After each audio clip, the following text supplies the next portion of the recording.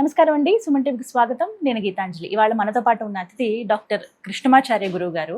యాదాద్రి లక్ష్మీ నరసింహస్వామి వారి సన్నిధిలో పూజారిగా 13 సంవత్సరాల పాటు వారు సేవలు అందించారండి. అలాగే మనకి వారు ప్రత్యేకంగా చెప్పొచ్చు, పండితులకైనా పామరులకైనా అర్థమయ్యే రీతిలో ఎటువంటి సందేహాలనైనా కూడా నివృత్తి చేస్తారు. ఇంతేకాకుండా వారు విశ్రాంత ఆంధ్ర ఉపన్యాసకులు కూడా. ఎంత చక్కగా మాట్లాడతారో అందరికీ తెలిసిన విషయం. అయితే ఇవాళ చాలా మంది ఎన్నో సందేహాలు, ప్రశ్నలు అంటే కామెంట్స్ రూపంలో అడిగారు. వాటన్నిటికీ ఇవాళ గురువు గారి మాటల్లో మనం సమాధానాలు తెలుసుకుందాం. గురుగారు నమస్కారం అండి. జై జై విజయీ భవ విజయీ భవ, అన్ని విజయాలు చేకూరుగాక. గురుగారు ఎన్నో సందేహాలు అడుగుతూ ఉంటారు కామెంట్స్ లో కూడా. అందులో విశేషంగా అడిగేది ఏంటంటే, తులసికి ఎందుకంత ప్రాధాన్యత? ఎన్నో మొక్కలు మనకు ఉన్నాయి, ఇంట్లో ఖచ్చితంగా ఉండవలసిన వాటిలో తులసి అని చెప్తారు, నిత్యం పూజించుకోవాలని చెబుతారు, ఎంతో పవిత్రత చేకూరిందని చెప్తారు. అవి మన దగ్గర ఉండడమే అదొక శుభంగా భావిస్తూ ఉంటాము. ఎందుకు అంత ప్రాధాన్యత తులసికి? మీరు మరొక మంచి ప్రశ్న. వాటికి శాస్త్రీయ రీత్యా దేవతా వృక్షాలని పేరు. దేవదారు వృక్షం దగ్గర నుంచి తులసి చిన్నదే, రావి చెట్టు గొప్పది, మోదుగు చెట్టు గొప్పది, వేప చెట్టు గొప్పది, మామిడి చెట్టు అయితే ఇంకా గొప్ప. ఇట్లా అన్నిటికీ ప్రాధాన్యత ఉంది. పంచ పల్లవాలు, దాంట్లో తులసి లేదు. తులసి మారేడు చాలా గొప్పవి. మారేడు అది తులసి దేవత, ఆరాధన, దైవత్వం. అంతే. అవన్నీ శాస్త్రాన్ని పక్కన పెడితే, శాస్త్ర చర్చను మనం పక్కన పెడితే గొప్పవి. తులసి ఒక్క తులసి కాదు, అనేక తులసి. రామ తులసి, కృష్ణ తులసి, ఇట్లా 6-7 రకాలు తులసిలో ఉంది. ఏంటి కారణం? ఆక్సిజన్ ఇస్తుంది. ఇది ఆధునిక యుగానికి అవసరం. ఆధునిక యుగంలో అందరూ తెలుసుకోదగిన ప్రశ్న మంచి వేశారు. తులసిని పెంచేస్తే ఆక్సిజన్ పెంచుతుంది, ప్రాణశక్తిని పెంచే వాయువును అందిస్తుంది. విన్నారా? అందుకోసం తులసి చాలా గొప్పది. ఇప్పటికీ డాక్టర్లు వెళ్ళి తులసి వనాలలో కూర్చుంటారు.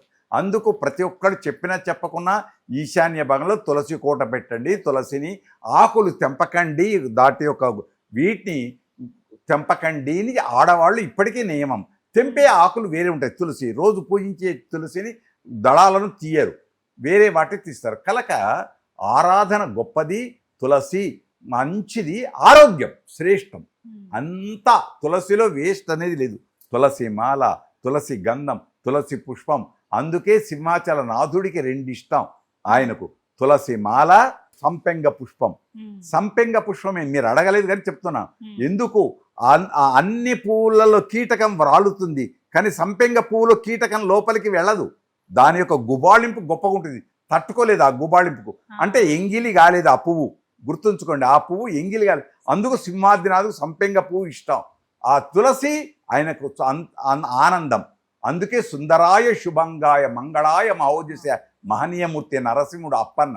అందుచేత తులసిని పెంచాలి, అంతటా ఉండాలి, ప్రతి స్థలంలో ఉండాలి. కనీసం మన లోకానికి దేవాలయాలలో ఉండాలి.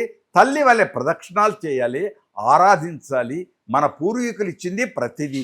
దానికే ఒక్కటే ఒక మాట చెప్పాలంటే, వృక్షో రక్షతి రక్షిత. ఒక్క తులసినే కాదు, ఏ చెట్టును నరికి వేయకూడదు. అన్ని చెట్లను పెంచాలి, ఆనందాన్ని ఇవ్వాలి, చల్లదనం ఇవ్వాలి, పుష్పాలతో కూడుకున్న ఫలవంతమైన పుష్పాలను పెంచాలి అని మన యొక్క పెద్దల యొక్క ఉవాచ. కనుక తులసి ఆరాధ్య దైవం, తులసి తీర్థం. ఆఖరకు చిట్ట చివరికి ప్రాణత్యాగం అవుతున్నప్పుడు తులసి నీటిని చెంచాతో ఉంచారా, నోటిలో తులసి ఒక చెంచడన్న నీళ్లు ఉంచారా అంటారు. ఎందుకు? అది వైకుంఠానికి వెళ్ళటానికి ఆ ప్రయత్నం. తెలిసో తెలియకనో గంగలో స్నానం చేస్తావో చెయ్యవో, ఆఖరికైనా ఇది అని మనది గొప్ప వేదాంత రహస్యం. ఇది శుభం. నిత్యం పూజ చేసుకోవచ్చు, హాయిగా చెయ్యాలి. చేసుకోవచ్చా కాదు, రోజు పూజ చేయాలి, 3 కాలాలలో ప్రదక్షిణాలు చేయాలి, దండం పెట్టాలి. ఒకటి, రోజు 5 తులసి దళాలు తింటే షుగరు రాదు. 2 ఉన్నాయి ఇప్పుడు. ద్వియం విన్ వి 1 2 కలిపితే విన్. ఏమిటది? మన మనుషులలో ఇప్పుడు వచ్చినవి 1 షుగరు, 2 బీపీ. ఇవి అందరికీ ఉన్నాయి. ఇది పోవాలి అంటే తులసి ఖచ్చితంగా ఉండాలి. నువ్వు తింటావో తినవో, కారమో వగరు ఉంటుంది కాబట్టి నీళ్లలో వేసి మనకు తీర్థం ఇస్తున్నారు. ఆ ఆకుల యొక్క శక్తి జలంలోకి వచ్చి జలంలో నుంచి శరీరంలోకి పోతుంది, ఔషధిగా, మందుగా, పవిత్రంగా.